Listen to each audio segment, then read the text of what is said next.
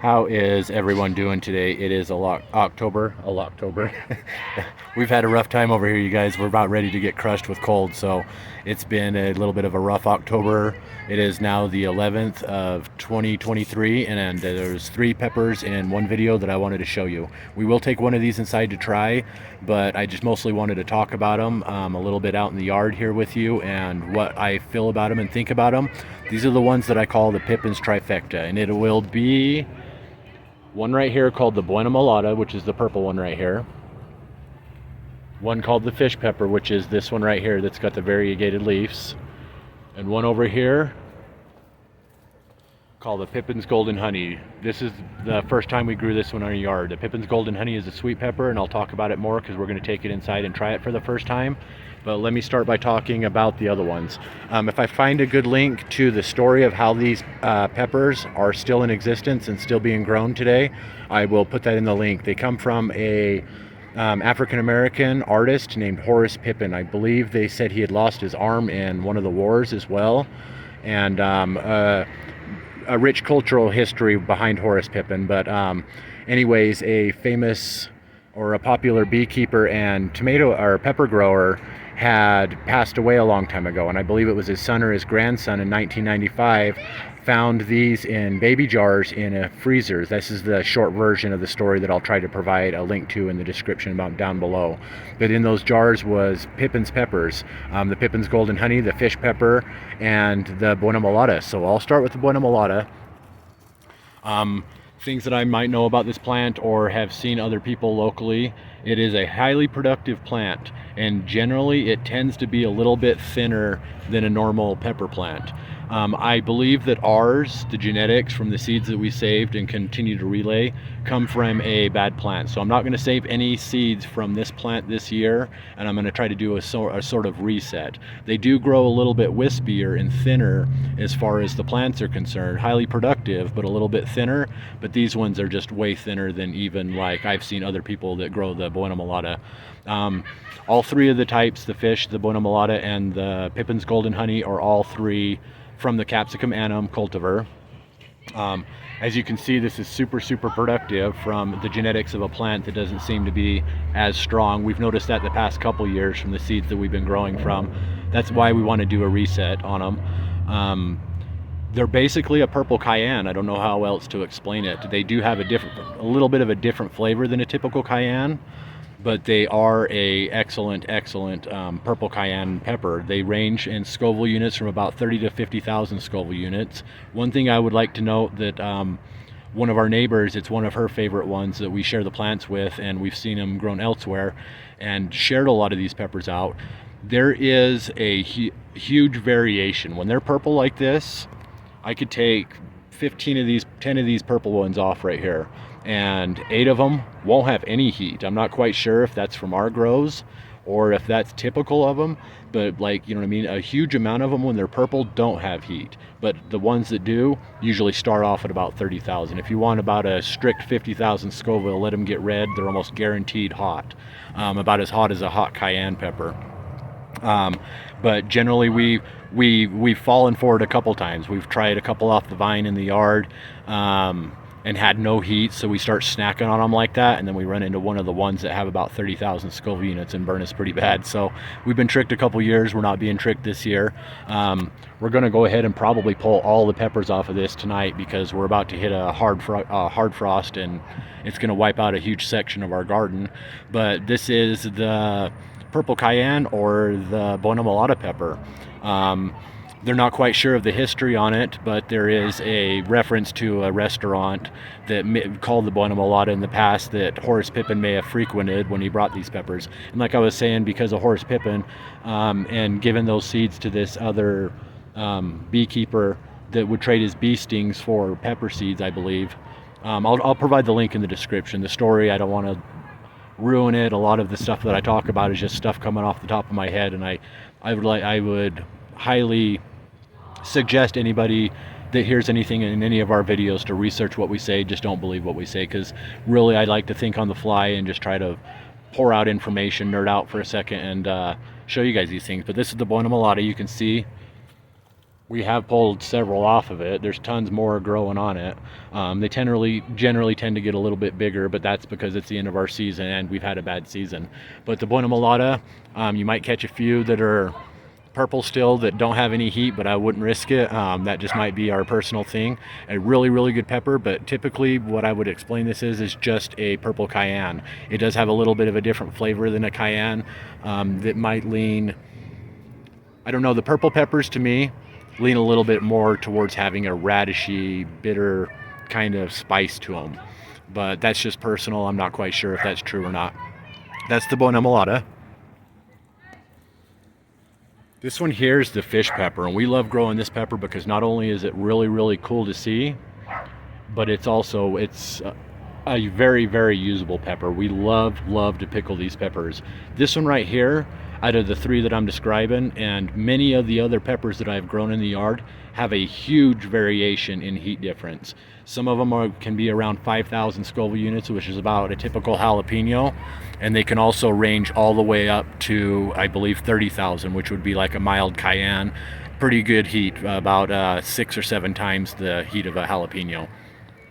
So the heat on them is varied. This one right here might be 5, this one might be 10, this one might be 30, but we just like to take a couple of them and drop them into, like when we pickle or can, we like to drop a couple of them in there. Not all fish peppers, because we're not that into hot peppers, but we do like to throw a couple of them in our mixes and stuff. It just adds a little bit of spice.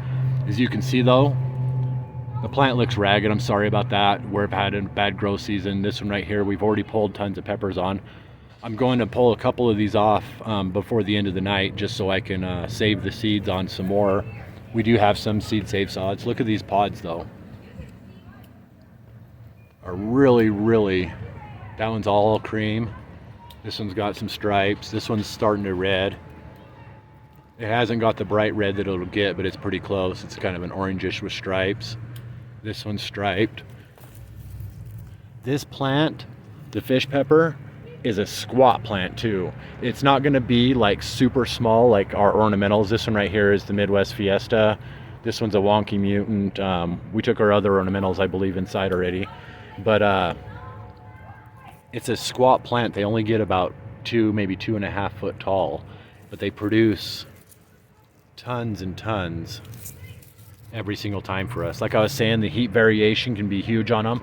This one right here, out of the 3 Pippin's peppers that we grew this year, the ones that I'm calling the Pippin's Trifecta, this one right here has the most history behind it, known history behind it. They were mostly grown along the coast, and a lot of cultural relevance to African American culture, not just coming from Horace Pippin, but also coming from, in the past along the coast and stuff, a lot of communities that were poorer would grow this pepper because it's not only ornamental, but it's highly usable too. So a lot of dishes along the East Coast during a certain time frame in the past would have this one. But this is the fish pepper, is what they call it, because it was mostly served with fish in coastal area on the eastern half of the U.S.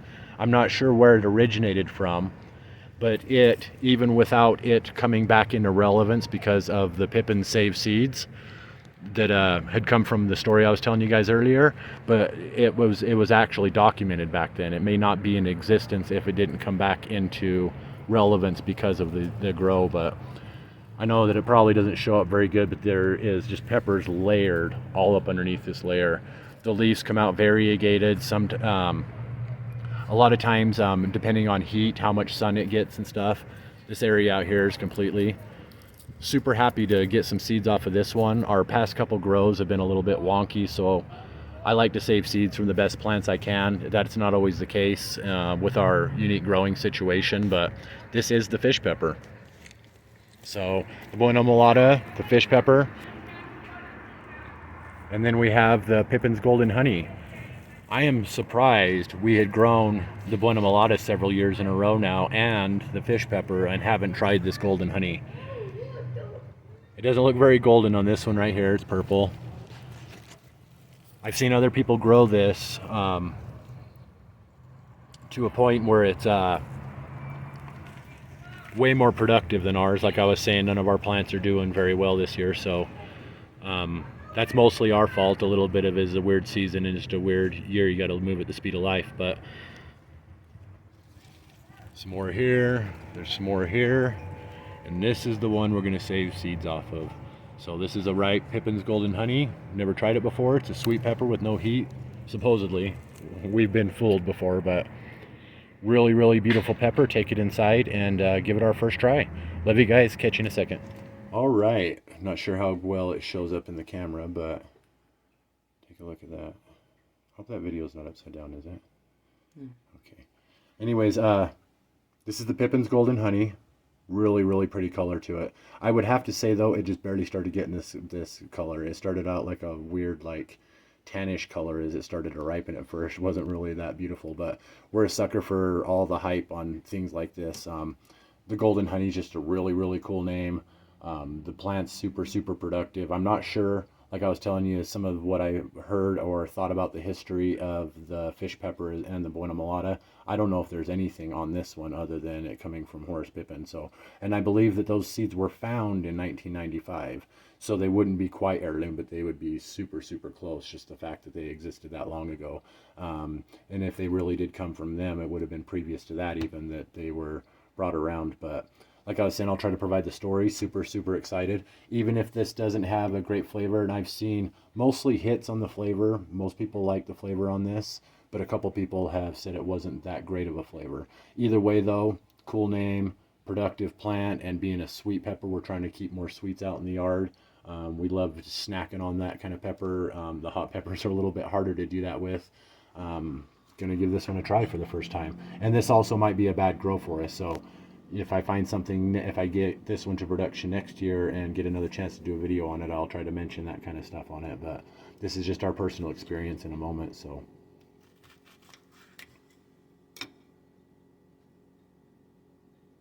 it's kind of thin-walled in here. I think that the crunchiness or the firmness of it though has more to do with it being cold still. That's really bizarre. Look inside there. It's not rot. It's actually like purple striping. On the placenta, huh? Yeah, on the placenta. It's like you got a racing stripe on it. Looks like race car colors a little bit. I'll let Angel try this one first. Just in case it's hot enough. Yeah, just in case.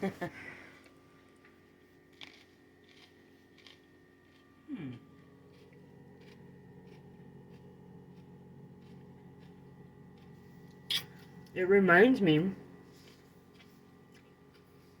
of like those little lunchbox peppers, the orange ones. Like a lunchbox pepper? Mm-hmm. Great for snacking. The striping is just kind of throwing me off. It's cool though.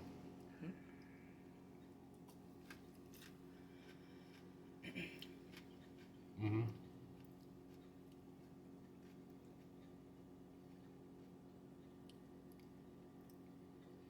I got like a really sweet aftertaste though. Yeah. It's almost and this could definitely be from our grows. We could have a bad watering problem. You know, we've been asleep at the wheel with our yard this year, so it's been a wonky year, and a lot of our grows are coming out a little bit different. We've noticed like some of our black cherry tomatoes are coming out a little watery flavored at the end of the season here, just because our grows are never optimal.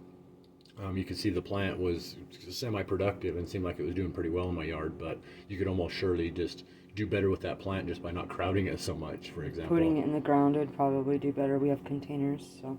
Yeah, friends and other content creators that I've seen here on YouTube have done an excellent job with this pepper. To me, it really had like almost like an orange, just typical sweet pepper flavor. Sweet pepper flavor. But then like at the very, very tail end, it had like a little bit of a sweet zing. The only other pepper that I would really know how to compare it to, I don't know, I would say, yeah, just like a lunchbox pepper, but at the very end I got a sweet zing too. I'm worried that by telling you guys that this pepper just may be bad grow too, since it's near the end of our season and stuff like that. Maybe it's not as strong as it should be. We're definitely up for a rematch next year on this pepper though. just because of the fact that it's a sweet pepper and we're trying to get as many sweet peppers in the yard as possible. But this is the Pippin's Golden Honey. That was really good though. I like that. I liked it too. I don't think I put it up in my top 3 sweets though. I'd say if I was to choose good my top 3 pepper. sweets, it would go Courbaki, Oda, and then possibly Jimmy Nardello or whatnot. This one would probably hit like 5th or 6th on a list though. I don't know why, it just doesn't really have like a strong flavor, like a real. All right, so after a couple issues with our phone, we are back here again for this video. It's getting a little bit long. Sorry about my videos being so long. I try to keep my videos around 10 minutes. I know that a lot of people don't mind, but personally I do. It's just for my own thing. I really like the fact that I have all these videos of all these unique peppers that I've been able to do. I'm not trying to be pretentious and know-it-all or anything, but we're just winging it as we go. But this is the Pippin's Golden Honey. I really like the flavor on it, especially it had a really zing sweet aftertaste, and I'm not sure if that would have been better if our grow had been better this year, but it's a really good pepper to me. It's almost like a typical orange lunchbox pepper, those snack peppers you might see at the grocery store. It had that really kind of mellow, smooth, like crisp flavor to it, and then it kind of zinged out a little bit. But I also noticed it didn't have any super unique. An Oda is a sweet pepper as well. It has a really unique flavor. A Courbaki is a sweet pepper, has a really unique flavor, as well as the Jimmy Nardello has a really unique sweet flavor. Those are other type of sweet peppers that I could almost identify them by eating them without even seeing what they were first, almost like in a blind taste test. This one right here would be hard to determine the difference between a lunchbox pepper, except maybe a little bit of zing at the end. But really good. I've seen everybody else grow these super productive. Like I was saying, I've seen a lot of people like it. I was really intrigued by that little stripe right there, and a definite regrow for us. So I would recommend, if you haven't grown any kind of pepper before, to give every single type that you can get your hands on a try for one time. Your personal experience may be completely different at ours, but pretty impressed with this one. Cool name, strong I liked plant. it. Good flavor, sweet pepper, good snacking pepper. I liked it. Yeah, these would be nice to just snap off in the yard and have. I'll take you outside for one last look at the plant and then try to close this video out. Catch you in a second. All right, that was the Pippin's Trifecta. You can see we stripped all the Buena Mulata off of here. Buena Mulata, great pepper, super productive. A little bit of a thin plant, the fish pepper, variegated, really beautiful, excellent usable peppers. We love to pickle these peppers, and they also kind of keep a little bit of their streaking a lot of times when they're pickled. Just a really cool plant to see. Out of all of our seasons, this is our 9th season growing in this space here. This one right here has been the one that has probably gotten the most attention in our yard. When we get friends and family visit or other people come and check out our yard, this is what they talk about the most, is just this one right here. The Midwest, it has it beaten on variegation and beauty, but it is an excellent pepper. And like I was saying, sometimes, a lot of times when you come across ornamentals or really unique plants, you don't get that quite of a not a necessarily productive, but you don't get quite a unique or good flavor, a usable pepper. This one's usable by us in lots of different situations. And then the Golden Honey, so it's kind of reaching out in different directions over here and here. We have pulled a few off of it to try to get that one to ripen. We're going to pull the rest of these off by the end of the night. We're about ready to hit a cold snap, but all 3 super productive, super cool peppers with a pretty cool history behind them. It's all unique. I hate saying recommendations, because it seems like every single time I say I don't like doing recommendations, I recommend everything that I run across, just because I love to garden and I love to see all this unique stuff. I would highly suggest, if you're into a cayenne, to try out a purple cayenne, the Buena Mulata, an excellent pepper. If you want a unique, you like pickling peppers, or you want something super unique in the yard, I would go with this one right here. And if you're not into hot peppers at all, this one is a very serviceable, highly productive Pippin's Golden Honey. So all 3 excellent. We got all 3 of the Pippin's Trifecta in our yard this year. Super excited. Love you guys, and we'll catch you next time. Thanks for watching.